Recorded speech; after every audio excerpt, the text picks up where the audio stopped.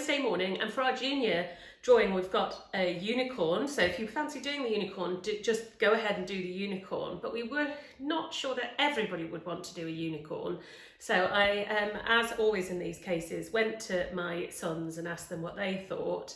Henry, who's 9, is an expert in dinosaurs, and he's come up with this one. So we've got an egg, which is a sort of Easter theme, with a dinosaur coming out of it, and I can't pronounce it, so I'm going to have to just go here to ask Henry to help. What is it, Henry? Parasaurolophus. I can't say it, go on. Parasaurolophus. Parasaurolophus. So we've got a Parasaurolophus, we'll put it under, see if you can work out how to say it by the end of it, coming out of an egg. And I want you to decorate the background with loads of forest and your own background to put that in. So really hope you enjoy it. Let's get drawing.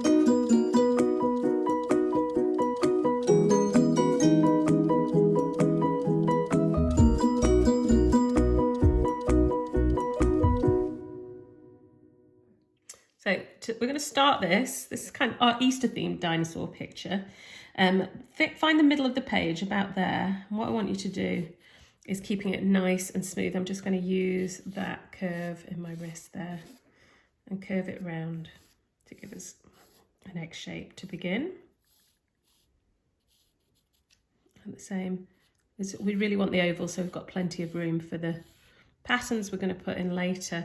So take it down there. We're about a quarter, just over a quarter there, and I'm going to turn the page slightly and come out and get that egg shape in. So rather than one solid line, you can see I'm doing lots and lots of small lines. Now, it's going to look a bit odd this, but bear with me and trust me here, because it's all about the shapes.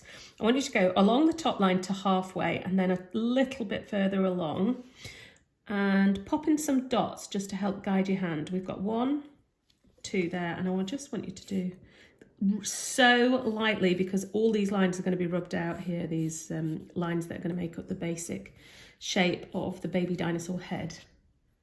Have you noticed I've stopped saying the type of dinosaur because I cannot pronounce it? So I want to have those shapes, so just dots, lines, join them up, small triangle here, and here a bigger triangle. So just from there, if you were imagining taking the line across, go up a little bit, take it out, just to about there, and then join the triangle. So we'll pause now. We'll start again in a minute.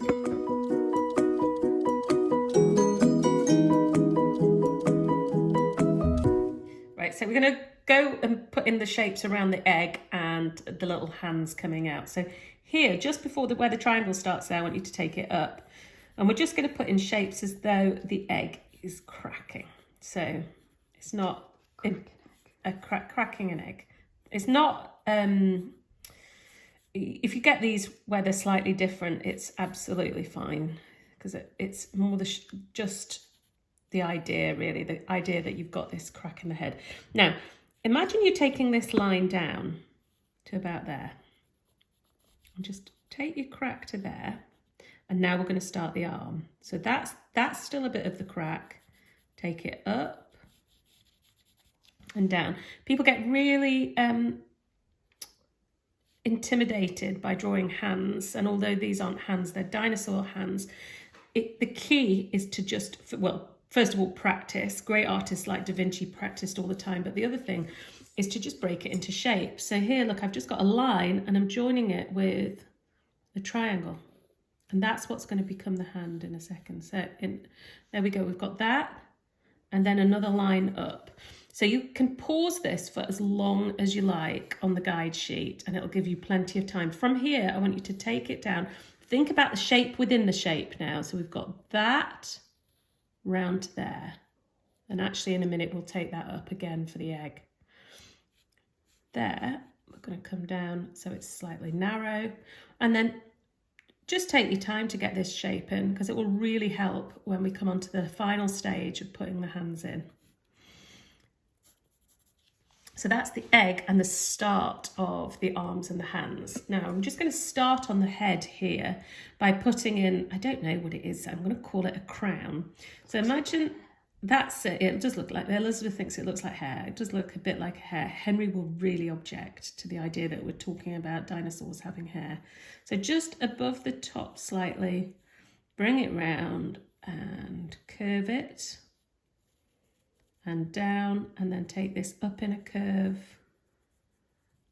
and round. And then we can we'll start rubbing out these bits that we've got here before we move on to the next bit. So on this bit, just pause and really take your time to get these basic shapes in. You think it's the details that take the time. It's not. It's got to be getting the shapes in the right place, because that makes the details really easy.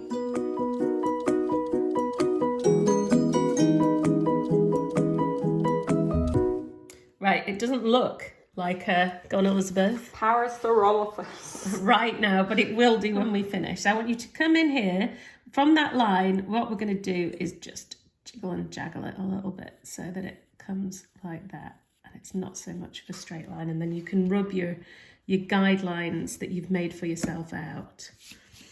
Here, same idea. Just make it so it's nice and smooth. Right, as we come onto the face, coming down here, where your triangle is, what I want you to do is, we've got this coming here like that. Just a small line, and then smooth it so that it comes in and round. We're going to give him a mouth there, and a little sort of tongue, and then take that. So can you see how it really does not take long, because you've got the basic shapes in, and that is the same for anything. If you're drawing portraits, if you're drawing figures, it's about getting those basic shapes in before you start. So I'll rub that line out too, and let's put the eye in. Now with eyes, whether they're human eyes or dinosaur eyes, it's not so much about the shape of the eye. We need to get the position right. It's about halfway there. It's not just about the eye, it's what's around the eye, which when you're doing humans, that's the eyelashes and the eyelids. Now, what I want you to do with this dinosaur is just give him some lines around the eyes. And then we've got another line coming in there for his face, and he's starting to look like an actual dinosaur, but what we really need to do now is sort these hands out. So coming down here, we've got that shape there, and what I'm going to do is take them out into fingers. So we've got one, they're probably not called fingers, claws, something like that. 2, 3, where's the paleontologist when you need them? Henry's gone off to do some PE. Okay. Bless you, Elizabeth. So we're going to come in, and we're going to do this bit of a crack here as well, because we didn't put that in earlier. So there's that crack, and take that edge up there. So once you've got the fingers, you want to put in these claws here like that, and exactly the same on that side. That one will become a finger there with a claw. Leave a little gap. We want them really thin and sort of slightly dangerous looking, I would say, for these. I wouldn't, even with a baby dinosaur, I'm not sure I'd want to be caught by these little claws and fingers. So you can see how quickly and easily those basic shapes turned into hands and claws. And now we're ready to paint.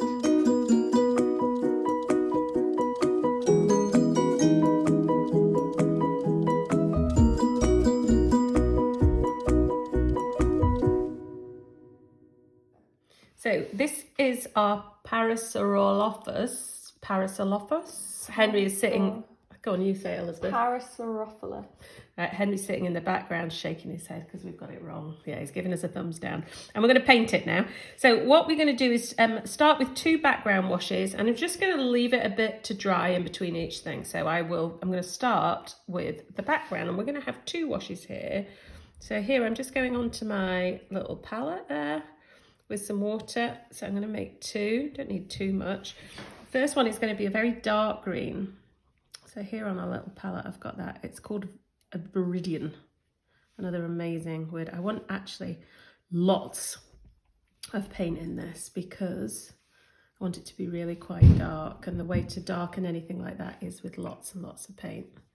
Now this second one I'm going to make into a light green, a sap green. So if I go in here like that, you see the difference, a lovely fresh green. And actually that's the green we're going to paint the dinosaur, but we need to try to do it. We're going to do this in stages. If you rush, when you're painting, if you rush it, what will happen is that it'll just, it'll all run into each other, and that's what we want to try to avoid. So what I'm going to do is I'm going to go around my egg with this really dark green. And the reason I've chosen this green is because Henry informs me that this particular dinosaur, Elizabeth, say it? Oh no, Parasaurolophus?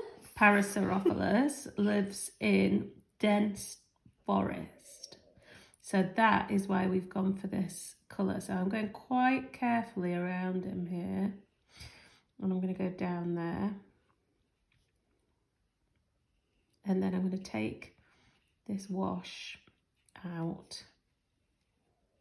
Here we go. So I'm going to just make it just really cover the paper. So I want this lovely wash everywhere. But what I'm going to do is take the lighter wash and I'm going to drop that in over it as well. But quite often when we're painting, in little art school classes, we'll turn the paper upside down. And actually, when I'm painting my own work, when I'm painting even portraits, I'll often paint them upside down. But here we're just doing it because it's going to be a good way of getting the paint to run a little. Can you see how it's starting to run? What I'm going to do is I'm going to take the green here. I want it really fresh, that bit. So I'll take it there. And then as I join it, you'll see that oh, look at that. Can you see how it runs together? I want it to look like treetops. So it's all about how much I decide to dip the paper. So if I just dip it a little bit, it'll only run a little bit. If I dip it a lot, it'll really run. There we go. And actually with watercolour, you'll also get lots of different fun things, which can be annoying for some people, but for me, they're total joy, the unexpected surprise of what watercolour can do. So can you see that? It's nothing particularly sophisticated, was it? All I was doing was pushing this wet paint here to join this wet paint. We need to make sure that is still wet. And what it was doing was going in. I'm going to have to leave that a few minutes to dry because it's really, really wet. But can you see if I turn it back around again? And look, as I move it, just moving the page slightly to get these effects. And that'll look really effective. So our dinosaur will really jump out when we come on to the next stage. So we've got our background, it's dried, and I love the effects here. Look, can you see how I've made it look so it's like a forest, and you saw how simple that was, and that is the joy of painting with watercolours. Now, what I'm going to do for my dinosaur, we've had quite big discussions about this, Elizabeth and I, because obviously nobody knows what colour dinosaurs are. So we're going to go with a slight purple edge here. You'll see why when we put it in, because actually in Henry's dinosaur book, it had some purple around the edges, but we're not making him into a purple dinosaur. Do not worry. Here we are going to go with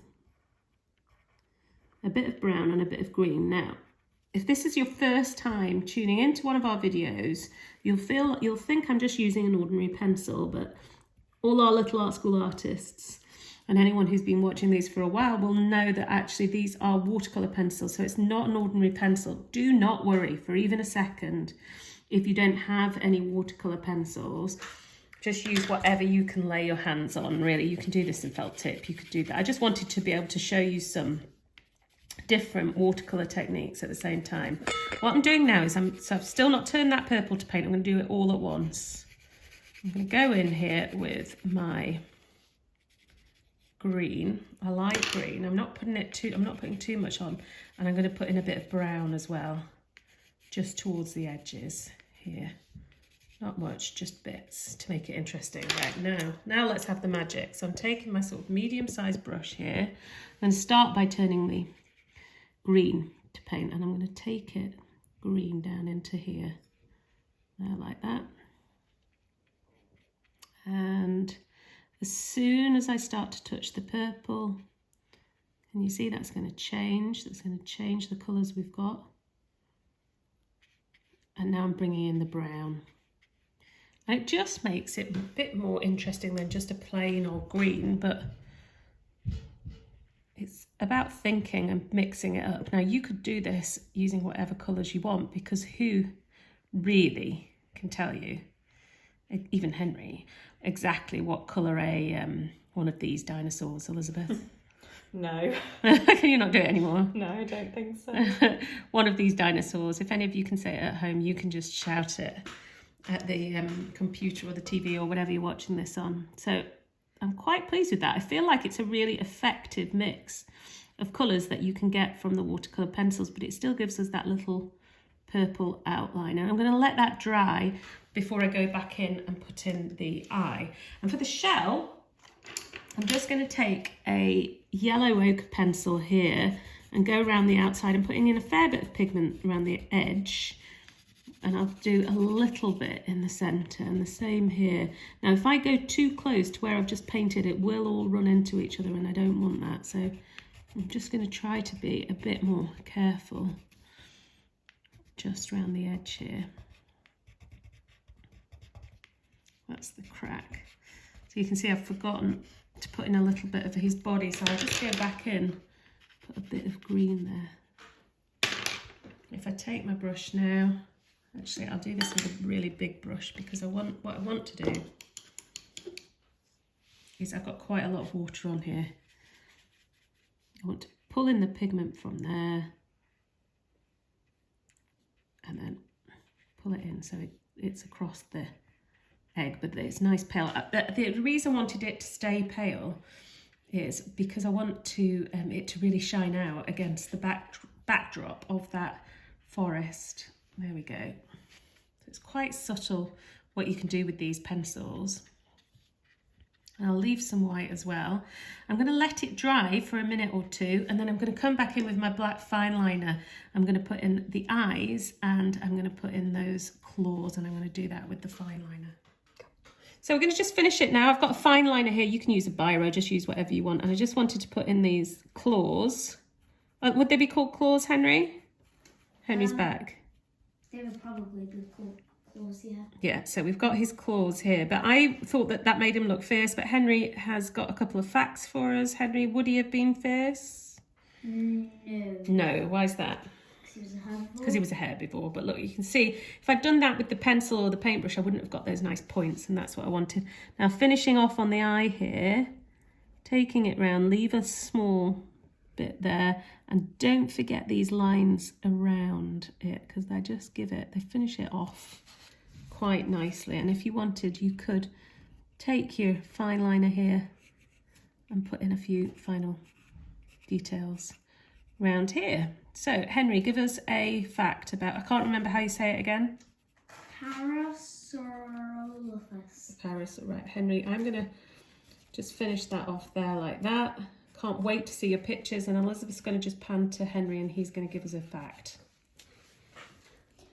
The Parasaurolophus was a herbivore, but it was very dangerous because it was 9.5 metres long and could probably squish. Could probably squish you. Yeah. Okay, so at the moment he doesn't look like he's going to squish you because he's just a baby, but we would love to see yours. So if you go to our Facebook comments and send us your pictures. Okay, hope you loved that one. I hope you can actually say the word now. I still can't. Parasaurolophus. So hope you enjoyed it, and make sure you fill in the background, really decorate it, fill it in with all your own details. And tomorrow's Thursday, and tomorrow is Draw with Gran Day. So you can draw with Granny or Grandad or with whoever you want, any relatives that we can't see at the moment. Make sure you let them know. The next lesson will be available from 11 o'clock tomorrow morning, and it's designed especially for them so that you can all join in and draw together. And tomorrow is a really beautiful kingfisher, so I think they'll love it, and I think you will love it too. So we'll see you in the morning.